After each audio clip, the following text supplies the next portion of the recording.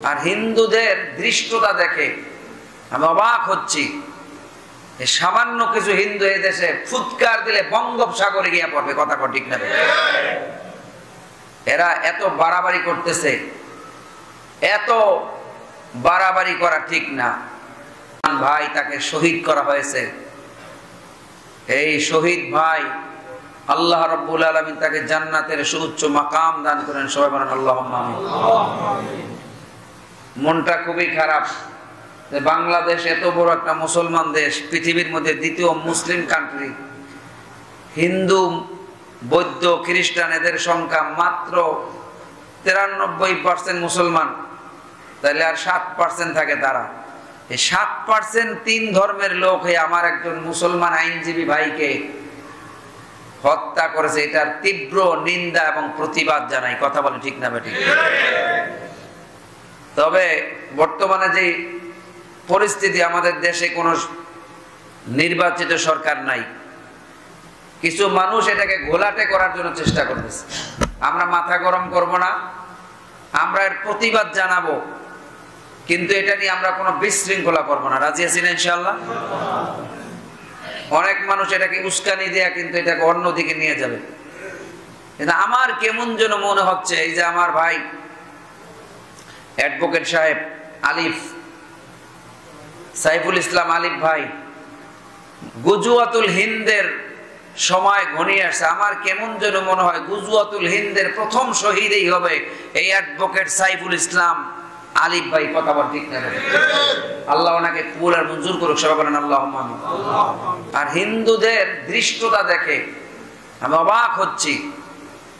সামান্য কিছু হিন্দু এই দেশে ফুৎকার দিলে বঙ্গোপসাগরে গিয়ে পড়বে, কথা ঠিক না?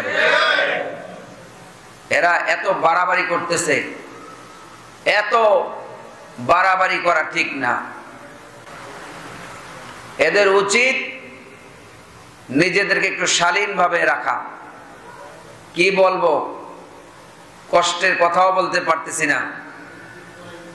আমার ভাই সাইফুল ইসলাম আলিফ ভাইকে আল্লাহ রাব্বুল আলামিন শাহাদাতের সর্বোচ্চ মাকাম আল্লাহ তাকে দান করুক। সবাই বলেন আল্লাহুম্মা আমিন। শহীদ শ্রেষ্ঠ হামজা রাদিয়াল্লাহু তাআলা আনহুর সাথে তাকে যেন একসাথে এক মিছিলে আল্লাহ জান্নাতে পৌঁছে দেয়। সবাই বলেন আল্লাহুম্মা আমিন। এজন্য অনেক মানুষ এটাকে ইস্যু করে বিভিন্ন ধারায় নিয়ে যাবে। এখন এমন একটা সময় চলতেছে বাংলাদেশের জন্য, এটা ওলামায়ে কেরামের লক্ষ্য রাখা উচিত। মাথা গরম করলেই হবে না, আন্দোলনের ডাক দিলেই হবে না, এটার আমরা তীব্র নিন্দা অবশ্যই জ্ঞাপন করব। এই জন্য আমাদের ওলামায়ে কেরামের পক্ষ থেকে, সাভার এই থানার ওলামায়ে কেরামের পক্ষ থেকে আজকে কর্মসূচি ঘোষণা করা হয়েছে। এটা হলো আমাদের এই যে বাইপেল, এখানে জুমার নামাজের পরে সমস্ত মুসল্লি এবং ওলামায়ে কেরাম তারা জমায়েত হবে। এই ব্যাপারে আমরা আমার ভাইয়ের শহীদের রক্তে যাতে বৃথা যেতে না পারে, এজন্য আমরা এর তীব্র নিন্দা জ্ঞাপন করব। একত্রিত হয়ে আমরা এর জন্য বিক্ষোভ মিছিল করব। কথা বলে ঠিক না বেঠিক? কিন্তু কোনো ভাঙচুর করা যাবে না, কোনো ভাঙচুর করা যাবে না, কোনো যানজট যেন তৈরি না হয়। এই জায়গার মধ্যে এমনি যানজট, প্রত্যেক শুক্রবারে দেখি যানজট, আপনারা মনে হয় প্রত্যেক দিনেই দেখেন যানজট। অতএব যানজট যেন না লাগে, আর কোনো গাড়ি ভাঙচুর যেন না হয়, আমরা এই ব্যাপারে লক্ষ্য রাখবো ইনশাআল্লাহ। আমাদের ইমানি দায়িত্ব।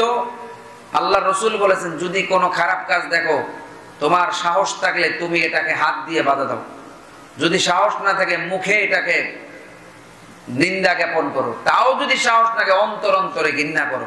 আর অন্তর অন্তরে ঘৃণা করে, এটা হলো ওয়াযালিকা আযআফুল ঈমান, ঈমানের সর্বনিম্ন আলামত।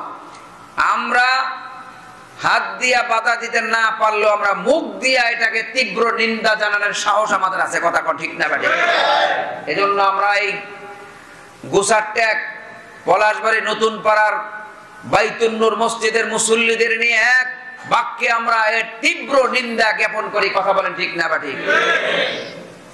আমার মুসলমান ভাইয়েরা, এখন কিছু মুসলমান আবার হিন্দুদের পক্ষ নিবে, এমন একটা সময় আসতেছে। কথা বলেন ঠিক না বেঠিক? আপনাদেরকে বলি, কিয়ামতের ময়দানে মা বাবা কেউ কারো কোনো কাজে আসবে না, শুধু মাত্র আপনার বন্ধু বান্ধব কাজে আসবে, যার সাথে যার মহব্বত ছিল তা সে কাজে আসবে। কথা ঠিক না?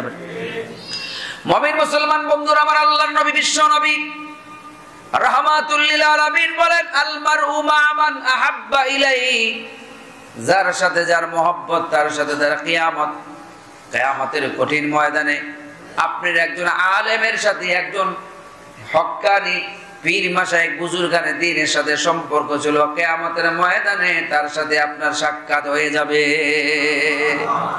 আর একজন আলেম একজন শহীদ মানুষকে সুপারিশ করার অনুমতি পাবে পর্যায়ক্রমে।